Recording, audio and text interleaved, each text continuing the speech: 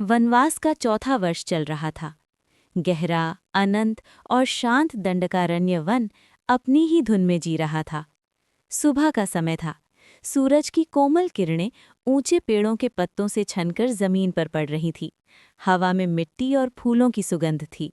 दूर कहीं जल का हल्का सा स्रोत बह रहा था, जिसकी मधुर ध्वनि जंगल की शांति को और गहरा बना रही थी। एक छोटी सी कुटिया के बाहर मिट्टी के चबूतरे पर सीता माँ शांत भाव से बैठी थीं। उनके हाथ में वन के फूल थे, जिन्हें वो धीरे धीरे माला में पिरो रही थी। उनका चेहरा शांत था, पर आंखों में विरह की कोमल छाया थी। राम और लक्ष्मण वन के अंदर गए थे। सीता माँ अकेली थीं, पर सच में कभी अकेली नहीं। उनका मन हर पल राम के चरणों में विराजमान रहता था। वो धीरे से बोली, प्रभु, ये वन का जीवन कठिन जरूर है, पर आपका साथ मेरे लिए सबसे बड़ा वरदान है। हल्का सा हवा का झोंका आया, जैसे प्रकृति ने उनकी बात का उत्तर दिया हो। तभी आसमान में एक तेज प्रकाश चमका। पेड़ों के पत्ते कांपने लगे। पक्षी एक पल के लिए चुप हो गए। आकाश से धीरे से अवतरित हुए महावीर हनुमान। उनका रूप विनम्र, आंखों में प्रेम, हृदय में अनंत भक्ति। माता, उन्होंने हाथ जोड़कर कहा, मैं आपके दर्शन के लिए आया हूँ। सीता माँ के चेहरे पर कोमल मुस्कान आ गई। पुत्र हनुमान, तुम्हारा आना मेरे लिए सुख का संदेश है। हनुमान जी ने आसपास दृष्टि डाली। जंगल शांत था, पर उन्हें एक अजीब सी ऊर्जा महसूस हुई, जैसे हवा में कोई रहस्य घुला हो। तभी उनकी नजर पड़ी एक लाल चमकता हुआ एप्पल। वन के बीच एप्पल? ये असंभव था। ये फल अन्य फलों से अलग था। इसकी लाली साधारण नहीं थी, जैसे उसके अंदर से रोशनी निकल रही हो। हनुमान जी धीरे से उस फल के पास गए। जैसे ही उन्होंने उसे छुआ, एक कोमल गुनगुनाहट हवा में गूंज उठी। माता, उन्होंने गंभीर स्वर में कहा, ये फल साधारण नहीं लगता। सीता माँ ने उसे हाथ में लिया। एप्पल हल्का सा गर्म था, जैसे कोई जीवित शक्ति उसमें धड़क रही हो। अचानक आसमान पर बादल छा गए। हवा तेज हो गई। जंगल का वातावरण भारी होने लगा। एप्पल धीरे धीरे उनके हाथ से ऊपर उठने लगा। सीता माँ शांत थी, हनुमान जी सतर्क। वो लाल फल हवा में घूमते हुए अपना रूप बदलने लगा। लाल रोशनी काली होने लगी। एक भयानक हंसी जंगल में गूंज उठी।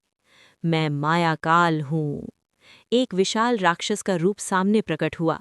उसकी आंखें जल रही थीं, उसकी आवाज गड़गड़ा रही थी। मैं विश्वास तोड़ने आया हूँ। हनुमान जी तुरंत वीर रूप में आ गए। उनका शरीर विशाल हो गया। पूंछ में दिव्य अग्नि प्रकट हो गई। राक्षस गर्जा, ये एप्पल लालच का प्रतीक है। अगर सीता इसे ग्रहण करेगी तो उनका मन राम से दूर हो जाएगा। सीता माँ ने आंखें बंद की। उनकी सांसें शांत हो गईं। राम। उनके मुख से निकलते ही उनके चरणों के पास कोमल प्रकाश फैल गया। राक्षस ने अपनी शक्ति से भ्रम रच दिया। अचानक सीता माँ के सामने एक राजमहल का दृश्य प्रकट हुआ। सोने के स्तंभ, रत्नों से सजा सिंहासन, सुख, आराम, राजसी वस्त्र। एक मधुर पर चालक आवाज गूंजी, ये सब तुम्हारा हो सकता है, बस वनवास और तपस्या छोड़ दो। एक पल के लिए जंगल का दृश्य गायब हो गया, पर सीता माँ के चेहरे पर कोई लालच नहीं था। वो धीरे से बोली, जहाँ राम नहीं, वहाँ सुख भी शून्य है। ये सुनते ही भ्रम कमजोर होने लगा।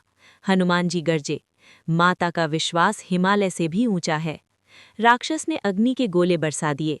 जंगल का वातावरण कंप उठा। पेड़ जलने लगे, धरती हिलने लगी। हनुमान जी ने एक ही छलांग में सब अग्नि रोकी। अपनी पूंछ से उसे लपेटकर आसमान में उछाल दिया। फिर उन्होंने अपना वक्ष फाड़ कर दिखाया। उनके हृदय में राम और सीता का दिव्य रूप प्रकाशित हो रहा था। जहाँ राम बसते हैं, हनुमान जी गरजे, वहाँ माया का असर नहीं होता। ये देखकर राक्षस का घमंड टूटने लगा, पर मायाकाल ने अंतिम प्रयास किया। उसने एक और भ्रम रच दिया। इस बार सीता माँ ने देखा कि राम उनसे दूर जा रहे हैं। लक्ष्मण उन्हें रोक नहीं पा रहे। जंगल अंधेरे में डूब रहा है। एक पल के लिए उनका हृदय धड़क उठा, पर फिर उन्होंने अपने हृदय पर हाथ रखा। राम कभी मुझे छोड़ नहीं सकते, क्योंकि वो सिर्फ मेरे पास नहीं, मेरे अंदर हैं। जैसे ही उन्होंने ये कहा, भ्रम टूट गया। मायाकाल घुटनों पर गिर गया। माता, मुझे माफ कर दो, मैं अहंकार में अंधा हो गया था। सीता माँ ने आंखें खोली।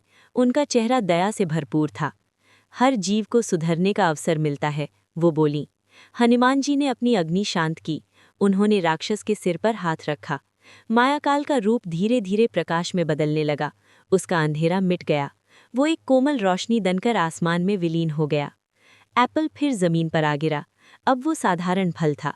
सीता माँ ने उसे उठाया, धीरे से 2 टुकड़े किए। एक हनुमान को दिया, एक स्वयं लिया। वो ये याद दिलाएगा कि लालच और भ्रम हमेशा सुंदर रूप में आते हैं, पर सच्चा विश्वास कभी नहीं हिरता। हनुमान जी ने फल को देखा, फिर मुस्कुराकर कहा, माता, मेरे लिए सबसे मीठा फल राम का नाम है।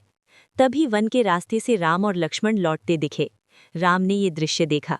उन्होंने सब समझ लिया। वो सीता माँ के पास आए। जानकी, तुम्हारा विश्वास ही मेरी सबसे बड़ी शक्ति है। फिर उन्होंने हनुमान को गले लगाया। तुम सिर्फ बल के प्रतीक नहीं, भक्ति के प्रतीक हो। जंगल फिर शांत हो गया। बादल छट गए। सूरज की रोशनी फिर चमक उठी। हवा में एक अलग ही सुगंध थी, जैसे प्रकृति खुद इस जीत का उत्सव मना रही हो। उस दिन के बाद जब भी वन में कोई कठिन परिस्थिति आती, सीता माँ उस एप्पल को याद करती, और हनुमान हमेशा तैयार रहते, भक्ति और साहस के साथ। वन की मिट्टी ने उस कहानी को अपने अंदर समा लिया। एक एप्पल की कहानी, जो सिर्फ एक फल नहीं था, वो विश्वास की परीक्षा था। और जब परीक्षा आई, विश्वास जीत गया।